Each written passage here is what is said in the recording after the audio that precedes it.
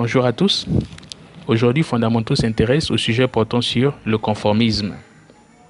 En effet, le conformisme est une attitude qui correspond à un comportement qui est en accord avec ce qui est attendu d'un individu ou d'un groupe dans une situation donnée. Être conforme veut dire ne pas se dévier de la norme admise, ne pas prendre une liberté en agissant de façon différente de ce qui est attendu socialement.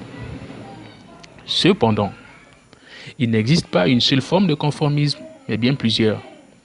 Cette diversité est due aux différents facteurs qui modulent le phénomène. Il faut d'abord prendre en compte les caractéristiques de la cible et celles de la source. Ensuite, le contexte dans lequel la cible et la source interagissent. Et enfin, la relation qu'elles entretiennent. On note 3 formes de conformisme selon Kellman. Nous avons le conformisme par la complaisance.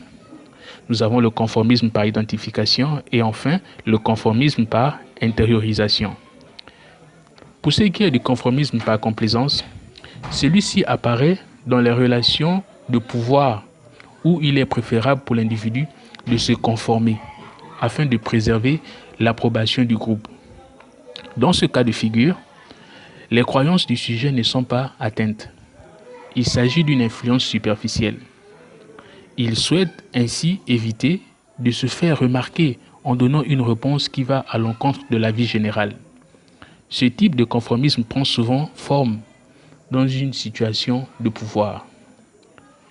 Pour ce qui est du conformisme par identification, dans le cas présent, le conformisme découle du désir de l'individu à vouloir entretenir des relations positives avec le groupe. L'individu veut se faire accepter. Le changement est plus durable et s'exprime même en dehors du groupe. Et enfin, le conformisme par intériorisation. Lorsque la source est hautement crédibilisée, le sujet intériorise le message dans son système de valeurs. La source d'influence est considérée comme experte. Il s'agit ici d'une totale conversion car la norme est intériorisée. Cependant, de nos jours, la société présente parfois une autre forme de conformisme différente du comportement qui est en accord avec la société. Nous avons l'alcool, la drogue, la pédophilie, les mariages homosexuels, les transgenres, etc. Et nous voyons que nous nous éloignons des principes religieux. Or, comme il est dit dans la Bible, à Matthieu 12, verset 2, ne vous conformez pas au siècle présent, mais soyez transformés par le renouvellement de l'intelligence, afin de vous discerniez quelle est la volonté de Dieu, ce qui est bon, agréable et parfait. C'est dans ce contexte que nous avons emprunté les enseignements du Dr James Dobson dans l'émission intitulée « La famille aujourd'hui », où il aborde la thématique « l'ado et le désir d'être comme tout le monde ». Nous vous souhaitons une très bonne écoute.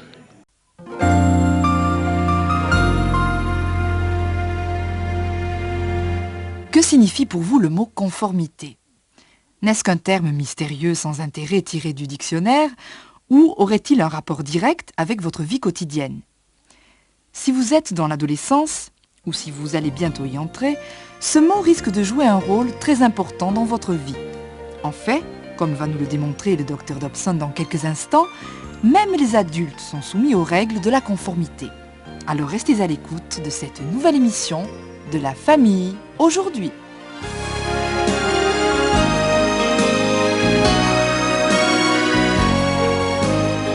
Bonjour, au micro Pascal Bardet. Une fois de plus, soyez les bienvenus à cette émission en compagnie de notre invité, le Dr Dobson, psychologue et auteur bien connu. Alors docteur, le sujet que nous abordons aujourd'hui s'adresse particulièrement à nos auditeurs âgés de 10 à 15 ans. Que pouvez-vous leur dire au sujet de la conformité et du pouvoir qu'elle exerce sur leur vie? Comme vous le savez, Pascal, le terme conformité se rapporte au besoin d'être comme tout le monde, de faire comme les autres, de parler comme les autres, de penser comme les autres et de s'habiller comme les autres. Le conformiste est quelqu'un qui a peur d'être différent de la majorité.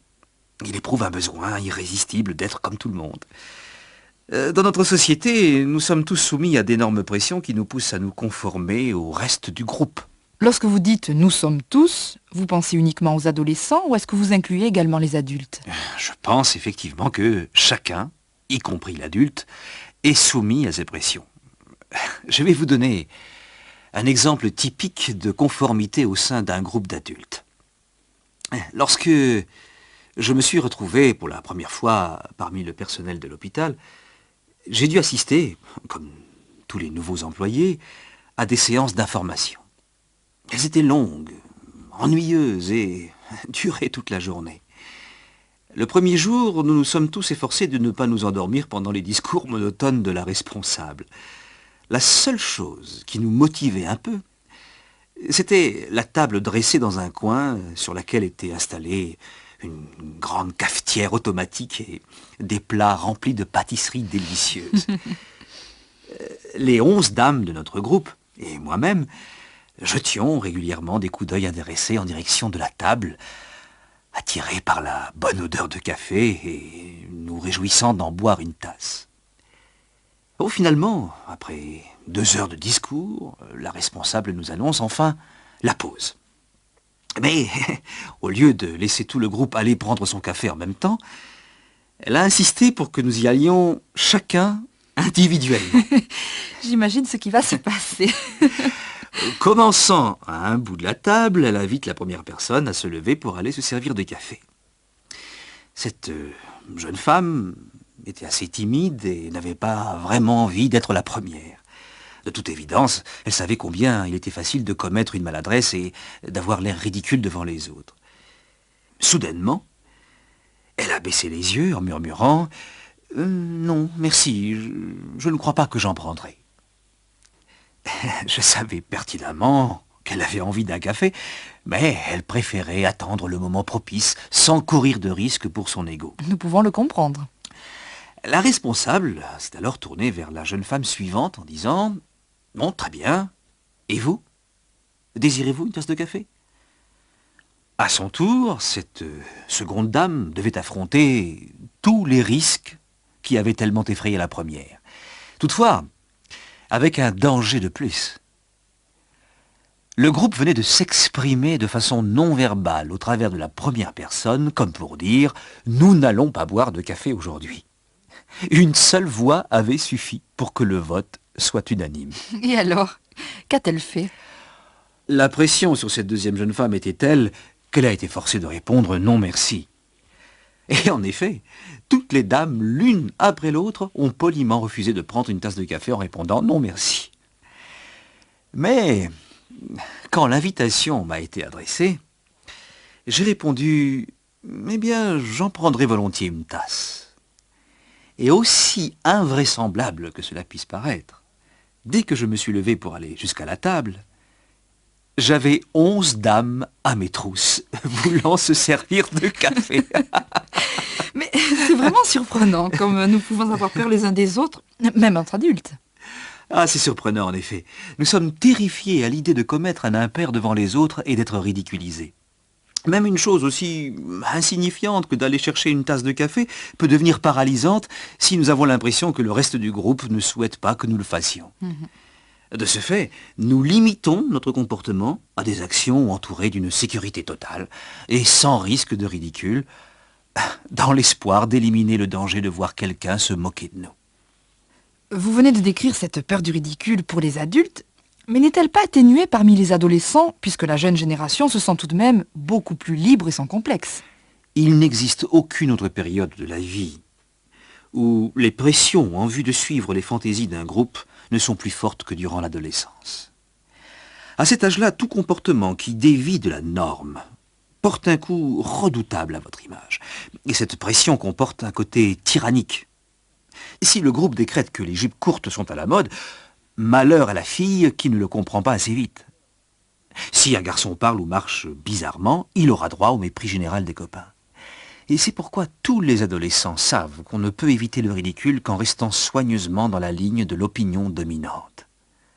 L'adolescent, dont le rejet de soi et les besoins psychologiques sont intenses, n'osera jamais courir le risque de s'opposer à la volonté de la majorité, même pour la chose la plus banale.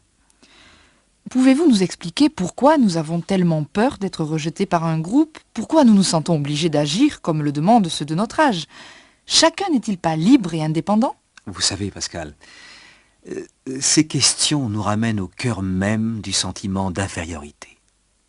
Lorsque vous avez l'impression d'être stupide et de ne rien valoir, si vous avez beaucoup de peine à vous accepter tel que vous êtes, la crainte du ridicule ou la peur d'être rejeté par vos amis vous effraie encore davantage.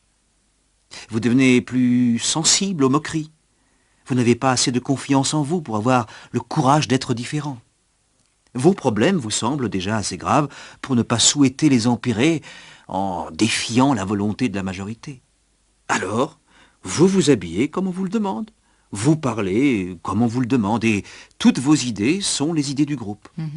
Tous ces comportements ont un point commun. Ils proviennent d'un sentiment d'infériorité. Mais comment se fait-il que cette pression extérieure qui nous pousse à nous conformer aux autres ait une telle emprise sur nous? Pouvez-vous nous expliquer de quelle façon elle affecte notre vie? Vouloir nous conformer aux autres peut être dangereux parce que nous pouvons être poussés à faire des choses que nous savons être mauvaises. Et c'est précisément ce qui arrive lorsque nous n'avons pas le courage d'être différents de nos amis. Pourquoi pensez-vous que l'alcoolisme soit un problème aussi important parmi la jeunesse?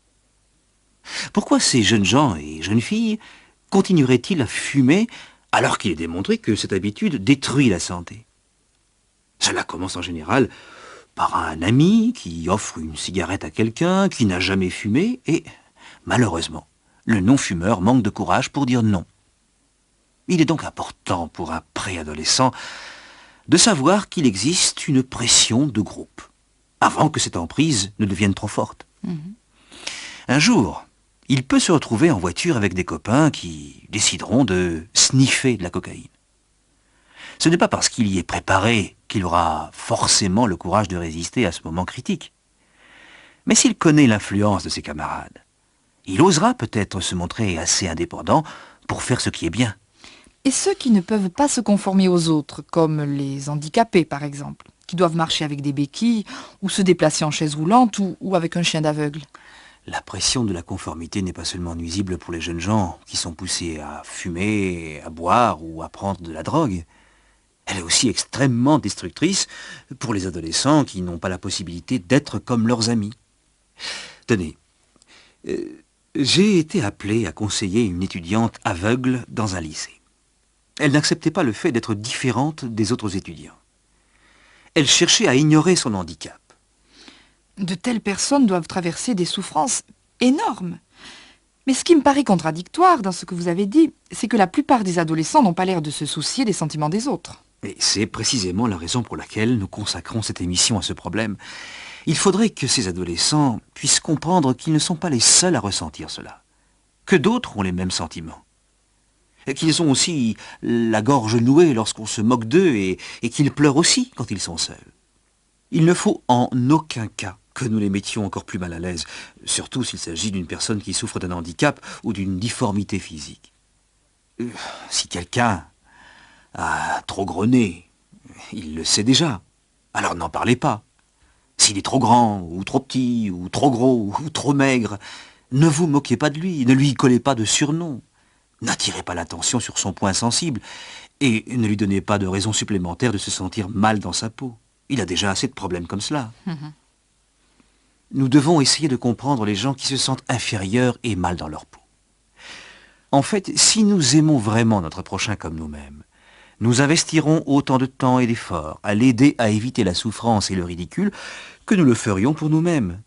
La Bible dit que lorsque vous aidez de telles personnes, c'est comme si vous le faisiez pour Jésus lui-même. Davantage que tout autre principe, il s'agit là de l'essence même du christianisme. La Bible enseigne-t-elle quelque chose à propos de la conformité, de ce désir d'être comme tout le monde? Oui, Pascal. En fait, la Bible parle très clairement du danger de vouloir nous conformer aux autres. Dieu, dans sa sagesse, savait que les pressions sociales nous empêcheraient de faire ce qui est juste, et il s'y est donc opposé avec vigueur.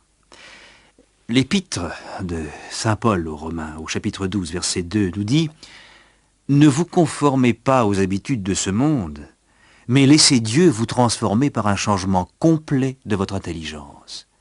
Vous pourrez alors comprendre ce que Dieu veut, ce qui est bien, ce qui lui est agréable et ce qui est parfait. C'est un passage remarquable. À la lecture de ces versets, il est évident que Dieu ne veut pas que nous suivions les fantaisies du monde qui nous entoure.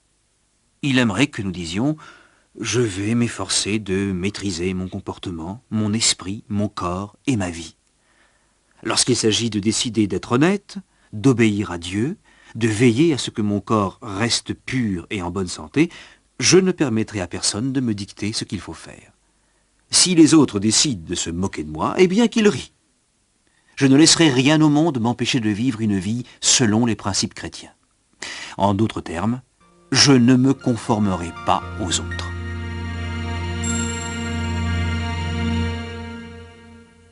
Docteur, merci pour ces paroles d'encouragement autant pour les adolescents que pour les adultes.